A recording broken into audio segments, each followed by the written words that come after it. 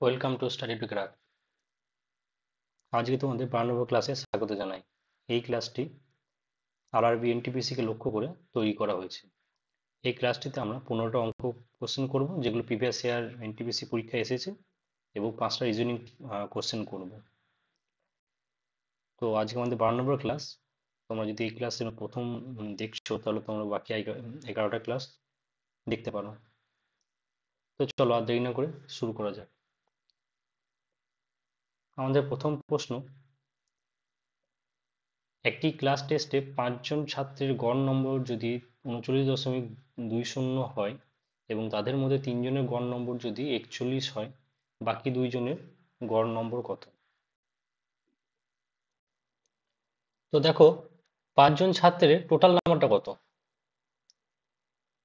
5 জনের total number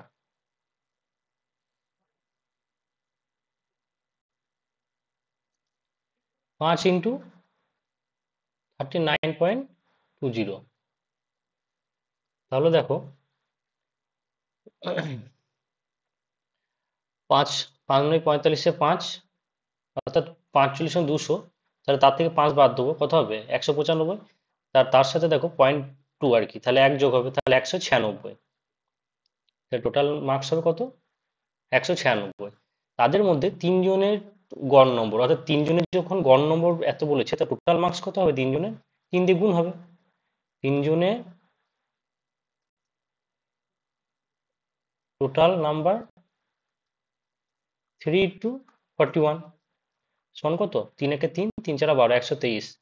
তাহলে দেখো, এটা থেকে এটা কি করতে হবে? ডিফারেন্সটা দেখো কত। 3 আর কত 6, 3 এ 6, 2 আর কত 9, 7 এর 9, 73। তাহলে 73 হচ্ছে এদের মধ্যে ডিফারেন্স, অর্থাৎ 2 জন ছাত্রের টোটাল নাম্বার। এটা কি 2 ছাত্রের টোটাল নাম্বার। তাহলে গড় নাম্বার কত হবে? অতএব গড় নাম্বার কত হবে? 73/2। কত হবে? 36 × 72, তাহলে 0.5। 36 পয়েন্ট পয়েন্ট মানে 36.5। সঠিক অ্যান্সার কি হবে? Option D. তো আমাদের পরবর্তী প্রশ্ন: 35 × 75, 3:5, 51:68 এবং 256:81 এর যৌগিক অনুপাত কি? তো দেখো, যৌগিক অনুপাত বলতে কি বলা হয়, মানে কিভাবে এটা অ্যান্সার করতে হয়। তো প্রথমে যেগুলো থাকবে, অর্থাৎ 35 × 75-এ 35টা নেবো, নিলাম, ইন্টু 3:5-এ 3 নেবো, এবং মানে প্রথম সমানুপাতিকগুলির গুণফল বাই দ্বিতীয় সমানুপাতিকগুলির গুণফল হবে। তাহলে 45 × 3 × 51/75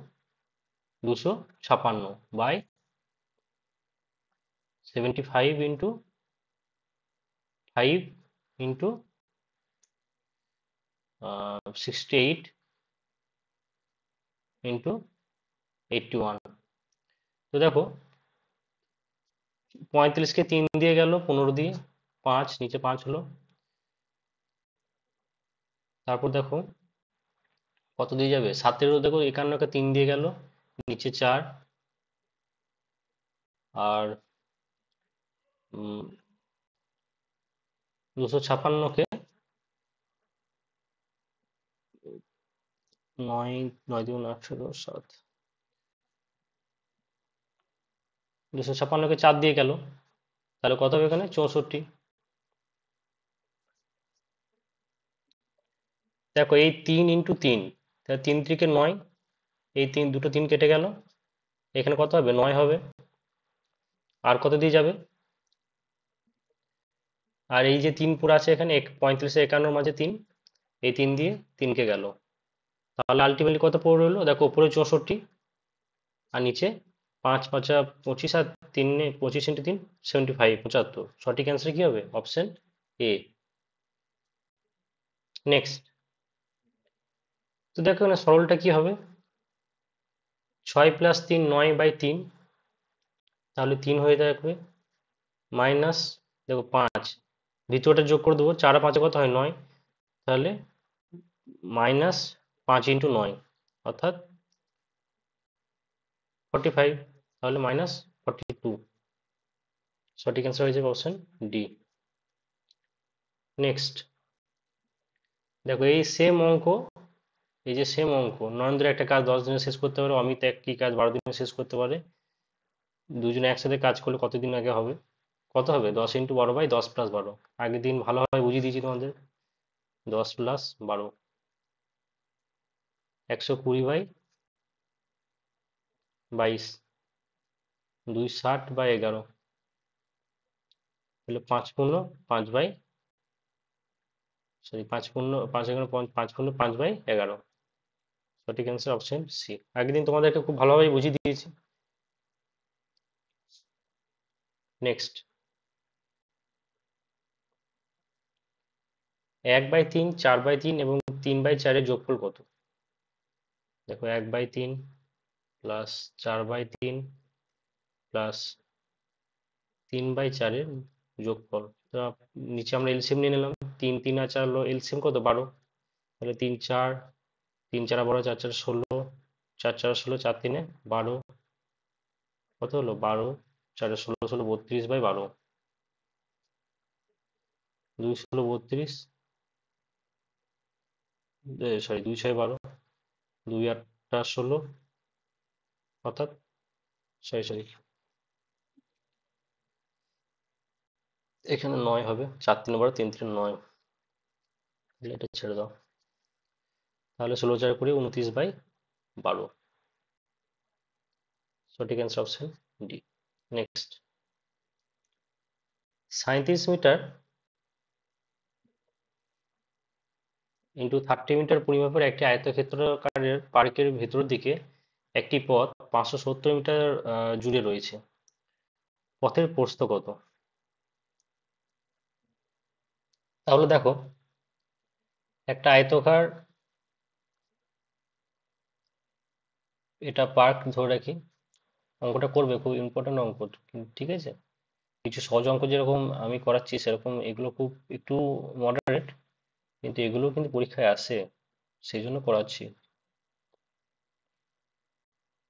এরকম একটা ভিতরে একটা রাস্তা আছে, তো এটা কত চওড়া, লম্বা 37, আর এটা কত চওড়া? 30। তো আমরা ধরে নিই যে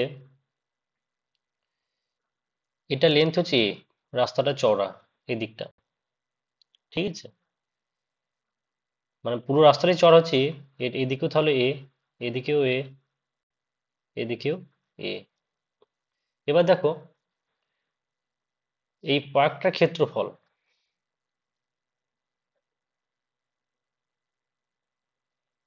পার্কের ক্ষেত্রফল কত? 37 × 30, কত হবে? 1110। বেশ, এবার দেখবো আমরা এই রাস্তাটা, মানে রাস্তাটা বাদ দিয়ে যে যতটুকু পার্ক পড়ে রয়েছে তার ক্ষেত্রফল কত।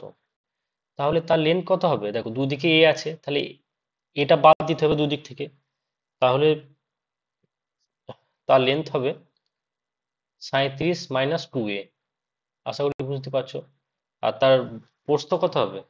30 - 2a, তাই তো? এই যে এরিয়াটা, যেটা আমি, দাঁড়াও,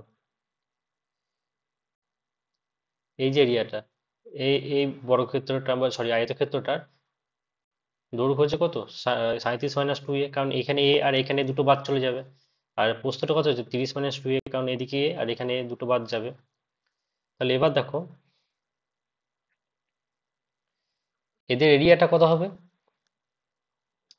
তাহলে এরিয়া, এটা যদি লেন্থ হয়, এটা যদি ব্রেথ হয়, প্রস্থ হয়, তাহলে এরিয়াটা হবে এল ইন্টু বি। তাহলে এল ইন্টু বি যদি হয়, তাহলে কত হচ্ছে? 37 - 2a ইন্টু 30 - 2a। তাহলে দেখো, যদি হিসাব করা হয়, 37 আর 30-এ 1110, 30 দুগুণে 60-এ -60-এ, আর 37 দুগুণে 74। তাহলে 74, আর এদিকে 30 দুগুণে 60। তাহলে কত হচ্ছে 110, আর এদিকে 134, কারণ 30 × 60 আর 37 × 100, সরি 37 × 74, তাহলে কত হচ্ছে 134, আর 2 2 4 স্কোয়ার। তাহলে দেখো এই যে এরিয়াটা, এটা বেরোলো, এই যে এরিয়াটা বেরোলো, এই এরিয়াটা আর পুরো টোটাল আয়তক্ষেত্রের যে ক্ষেত্রফল, সেটা থেকে বাদ যদি দিই আমরা, তাহলেই কিন্তু রাস্তাটার ক্ষেত্রফল পাবো কত, 570। তাহলে অতএব শর্তানুসারে 1110 মাইনাস, যেটা বের করলাম area length breadth, minus 110 plus 134 এ, একবারে বিয়োগ করে দিচ্ছি, ঠিক আছে, মাইনাস 4 স্কোয়ার সমান কত, 570। তাহলে দেখো এবারে কি হলো, সরি এটা 11 10 হলো, তাহলে এটা কেটে গেল। তাহলে আমাদের কত আসছে এখানে, 2 দিয়ে যদি কাটাকাটি করে দিই, তাহলে ফাইনালি 2 স্কোয়ার মাইনাস 67 এবং এদিকে একটু ঘুরিয়ে লিখে দিচ্ছি, মানে এটাকে পজিটিভ করে, আর এটা কত আসবে, 2 দিয়ে কাটাকাটি করলে 285, তাহলে প্লাস 285 সমান 0। তাহলে 285 আর 2, এই দুটোকে কাজে লাগিয়ে 67 আমরা কিভাবে আনবো, তো দেখো 285 যদি আমরা দ্বিগুণ করি কত হয়,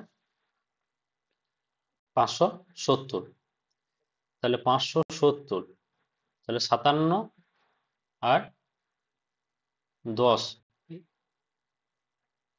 এই যে 67টা কি হবে, 57 আর 10-এ ভাঙবে, 57 আর 10, ঠিক আছে। তাহলে দেখো, আর আমাদেরকে, তোমাদেরকে এরকম ভাবে করবো, আর মানে সেরকম ভাবে লেখার কিছু দরকার নেই। দেখবে দেখো 67কে কি আছে, -57 -10 করে 67 করলাম, তাহলে উত্তরটা কি আসবে, মানে রুটগুলো কি কি হবে, অতএব এ সমান এইটা যা যেভাবে করেছি তার উল্টোটা হয়ে যাবে, অর্থাৎ 57 আসবে, +57 +10, আর এর যে কোফিসিয়েন্ট আছে কত আছে, 2 স্কোয়ারে, সরি, সেটা এর সাথে ভাগ হয়ে যাবে, এর সাথে 2 ভাগ হয়ে গেল, এর সাথে 2 ভাগ হয়ে গেল, তাহলে এর ভ্যালু কত হবে, 57.5 বা 5, সরি 26 27, মানে 28.5 অথবা 5। তো দেখো 28.5 এখানে সম্ভব নয়, কেন সম্ভব নয়, কারণ এই যে এল 37 - 2a, এটা, এগুলো সব মাইনাস হয়ে যাবে, ব্রেথ এগুলো সব মাইনাস হয়ে যাবে, কারণ 2a যখন গুণ করবো আমি, তখন তো মাইনাস অটোমেটিক হয়ে যাবে, 28 × 56, সেটা পসিবল না, কিন্তু এখানে 5 পসিবল, 5 মানে 5-এর মানটা নেওয়া যাবে। তাহলে 5-এর মানটা যদি নেওয়া যায়, তাহলে কি হচ্ছে, পথের প্রস্থ কত, দেখো পথের প্রস্থ হচ্ছে কত হবে, তোমরা সকলেই বুঝতে পারছো, এর ভ্যালুটা বলছে, তাহলে এ হবে 5, অর্থাৎ সঠিক অ্যান্সার কি হবে, অপশন সি। আশা করি তোমাদের বোঝাতে পেরেছি। নেক্সট, 4 + √2 এর মান কি, তো দেখো তোমরা সকলেই জানো কর্ণীয় নিরসন পদ্ধতি, অর্থাৎ 4 + √2 বাই √2 + 1, সরি লেখাটা ঘুরে গেল, তো এটাকে আমরা এরকম ভাবে লিখতে পারি, 4 + √2 বাই √2 + 1, ওপর নিচে √2 - 1 দিয়ে গুণ করতে পারি,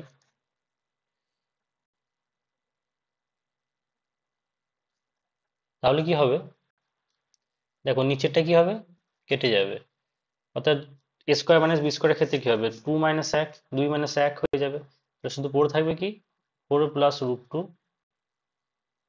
ইন্টু √2 - 1। দেখো এবার যদি আমি গুণ করি, গুণ করে কত পাবো, 4-এর সাথে গুণ 4√2, আর √2 এর সাথে এটা √2 গেল, তাহলে 3√2 পড়ে থাকবে, √2 এর কোফিসিয়েন্ট। আর দেখবো শুধু দেখবো 4 এর কত 4 পড়ে রয়েছে, 4 4 ইন্টু -1 -4, আর √2 ইন্টু 2 2, তাহলে -2, অর্থাৎ সঠিক অ্যান্সার হয়ে যাবে কি 3√2 -2, অপশন এ। নেক্সট, যদি x+1/x1 2 হয়, তাহলে x² + 1/x² সমান কত? সিম্পল জিনিস, কি হবে 2 স্কোয়ার, তোমাদেরকে বলেছি এটা সম্ভবত 8 কি 9 নম্বর ক্লাসে, এক্স স্কোয়ার এক্স কি কিন্তু সব বুঝিয়ে দিয়েছি তোমাদেরকে।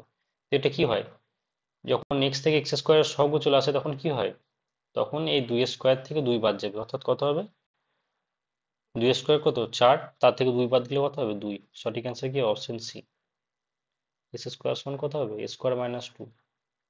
এ মানে কত এখানে, এ সমান 2, তো এটা ভ্যালু কত হবে 2। 150 মিটার উঁচু একটি টাওয়ার থেকে একটি গাড়ির অবনতি কোণ 35 ডিগ্রি হলে টাওয়ার থেকে গাড়ির দূরত্ব কত? তো কি বলেছে এখানে, এখানে বলছে একটা 150 মিটার উঁচু, সরি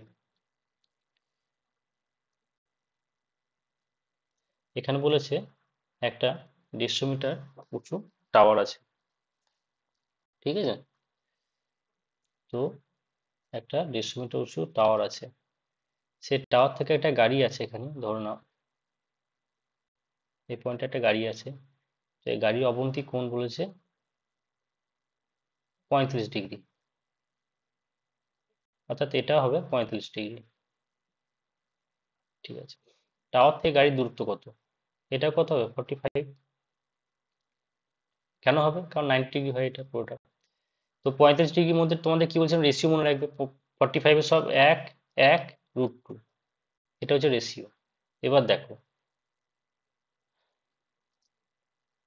150 মিটার দূর যদি গাড়িটা থাকে, তাহলে দেখো 1 ইউনিট সমান কত 150 মিটার, তাহলে সেরকমই, মানে এই যে লেনটা, দাঁড়াও তোমাদেরকে বোঝাই, দেখো এই যে লেনটা এটা কত 150 মিটার, তাহলে এটা সমানই তো এই লেনটা, তাহলে এটাও কত হবে, এটাও 150 মিটার হবে, মানে জাস্ট এগুলা বোঝার, আর কিচ্ছু না। এই লেনটা যদি 1:1 অনুপাতে আছে, তাহলে এটা যদি 150 মিটার হয় এটাও 150 মিটার হয়, 150 মিটার হবে আর কি। তো সঠিক অ্যান্সার কি হবে অপশন এ। এক্সাম হলে এটা এই ছবিটা আঁকা দরকার নেই, দেখলেই বুঝতে পারবে।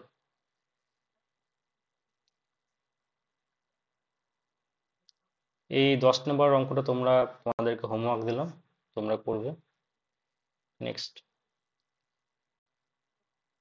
একজন মায়ের বয়স এখন তার মেয়ের চেয়ে 3 গুণ, 5 বছর আগে তার বয়স তার মায়ের চেয়ে 4 গুণ ছিল, মেয়ের বর্তমান বয়স কত?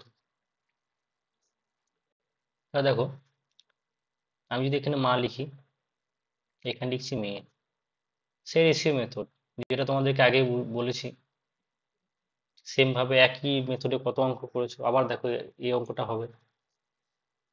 মায়ের বয়স 5 বছর আগে তার মানে মেয়ের বয়সে 4 গুণ ছিল, তাহলে প্রথমটা লিখছি 4 গুণ, অর্থাৎ মা 4 আর মেয়ে 1, এটা 5 বছর আগে ছিল, এখন কত আছে, এখন আছে মায়ের বয়স 3 গুণ আছে, অর্থাৎ এখন 3:1 আছে। তো আমি তোমাদেরকে কি বলেছিলাম, যে এই দুটো গ্যাপটাকে ফিল করতে হবে, 1 আর 3-এর গ্যাপ কত 2, আর 1 আর 4-এর গ্যাপ কত 4, তাহলে এটাকে 1 × 3-কে 2 দিয়ে গুণ করতে হবে, তাহলে কত হবে 6:2, আর আগে যেটা ছিল সেরকমই রেখে দাও 4:1। তাহলে দেখো 1 থেকে 2 হয়েছে কত বছরে, 5 বছরে। এটাও দেখো 4 থেকে 6 হয়েছে কত, 5 বছরে, সরি, হ্যাঁ 5 বছরে, 5 বছরে এক, সরি সরি সরি, আমি বলতে ভুল করলাম।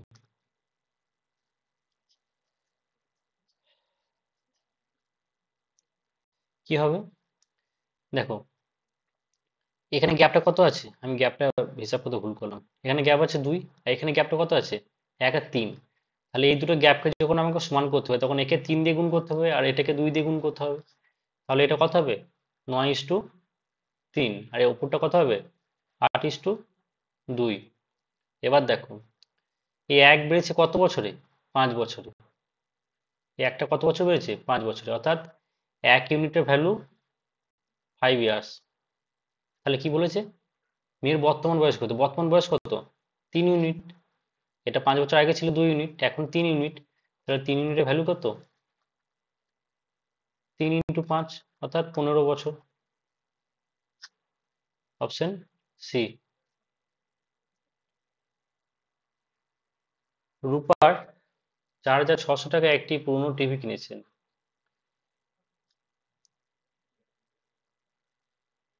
এর মেরামতের জন্য কিছু টাকা খরচ করেছেন এবং তারপর 5,406 টাকায় বিক্রি করেছেন, ফলে 6% লাভ করেছেন। রূপার মেরামতের জন্য কত টাকা খরচা করেছেন? তো দেখো, 5,406 টাকায় বিক্রি করে কত পার্সেন্ট লাভ হয়েছে? 6%। অর্থাৎ ধরো 100% যদি ক্রয় মূল্য হয়, তাহলে 106%-এর ভ্যালু কত? 5406 টাকা। তাহলে 100%-এর ভ্যালু কত? 5406/106 × 100। তো দেখো, এখানে 2 দিয়ে কাটলে 2, 53, এটা 50 গেল। 53কে যদি কাটা হয়, 53 এক, 53 এক 106, অর্থাৎ 0 আর এদিকে 2। তাহলে দেখো 100%-এর ভ্যালু কত হচ্ছে? 0, 5.5, একে 5100। তাহলে এটা হচ্ছে কি ক্রয় মূল্য, সিপি। তাহলে 4,600 টাকায় কিনেছিল, তারপর এটাকে কত টাকা খরচা করা হয়েছে? 500, অর্থাৎ 500 বেশি 5100 টাকা হচ্ছে ক্রয় মূল্য, এটা সিপি হলে 500 টাকা এক্সট্রা খরচা করা হয়েছে। তাহলে অপশন বি হবে সঠিক অ্যান্সার। নেক্সট, একটি আয়তক্ষেত্রের দুটি অসমবাহু 30:4 অনুপাতে আছে। যদি পরিসীমা 42 সেমি হয়, তাহলে কর্ণের দৈর্ঘ্য কত হবে? দেখো, একটা ধরে নিই আমি কত, 3x, আর একটা কত ধরে নেবো, 4x। এবার কি দেখবো, পরিসীমা মানে কি 2 × দৈর্ঘ্য প্লাস প্রস্থ। তাহলে 2 × দৈর্ঘ্য প্লাস প্রস্থ মানে কত? 4, 3, 7x সমান 42। তাহলে x সমান কত হবে? 7 × 14, 42 থেকে 42কে 14 দিয়ে ভাগ করলে কত হয়? 3 হয়। কিছু কিছু অঙ্ক তোমাদেরকে আমি দেখাচ্ছি কিভাবে এক্সাম হলে করবে, ঠিক আছে? কারণ আমার এটা ইম্পর্টেন্ট নয় যে তো খুব ডিটেলসে করবো, লাইন বাই লাইন লেখাবো, কারণ এটা কোনো ডিসক্রিপটিভ পেপার না, এটা এমসিকিউ পেপার। যতটা ফাস্ট, যতটা শর্ট তুমি শিখতে পারবে, তত তোমারই লাভ। তাহলে x সমান 3 হলে কি হবে? x সমান 3 হলে একটা বাহু কত হচ্ছে? 9, আর একটা কত হচ্ছে? 12। তাহলে কর্ণের দৈর্ঘ্য কি হবে? বুঝিয়ে দিচ্ছি। কর্ণের দৈর্ঘ্য হবে,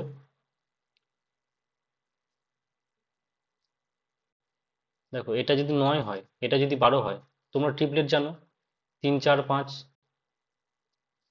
তাহলে দেখো 3কে 3 দিয়ে গুণ করা হয়েছে, তাই এটা 9 হয়েছে, তাই এটা 12 হয়েছে। তাহলে এটা কত হবে? 15 হবে। তাহলে 9, 12, 15, এটা একটা ট্রিপলেট, মনে রেখে দিও। সঠিক অ্যান্সার কি হবে? Option A. নেক্সট, একজন বিক্রেতা 500 টাকায় একটি জিনিস কিনে 550 টাকায় বিক্রি করে, লাভের শতকরা হার কত? So simple, 10%। দেখো, 500 টাকা কিনে 550টায় বিক্রি করছে, লাভ কত হয়েছে? 50 টাকা। কার উপরে? কস্ট প্রাইসের উপরে। কস্ট প্রাইস কত, অর্থাৎ ক্রয় মূল্য কত? 500 টাকা। পার্সেন্ট করতে হলে কি হতে হবে? 100 দিয়ে গুণ করতে হবে। তাহলে দুটো শূন্য কেটে গেল, 10%। সঠিক আছে অপশন ডি। নেক্সট, 1, 2, 3, 4n মানগুলি যথাক্রমে 1, 2, 3n পরিসংখ্যান থাকলে তাদের গড় হবে। এদের গড় কত হবে?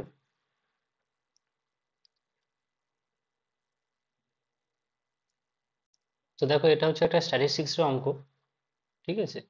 এটা ইন জেনারেল মেথডটা বলেছে, কোনো অঙ্ক বিশেষভাবে দেয়নি। তো এটা ক্ষেত্রে সবসময় অ্যান্সার কি হয় না, 2n + 1/3 হয়। ডিটেলসে যখন আমি করাবো তখন তোমরা বুঝে যাবে, মানে আমি যখন চ্যাপ্টার ওয়াইজ করাবো তখন তোমাদেরকে এটা বোঝাতে সুবিধা হবে। Next,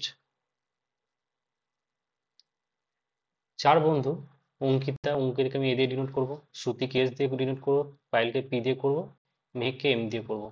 sorry,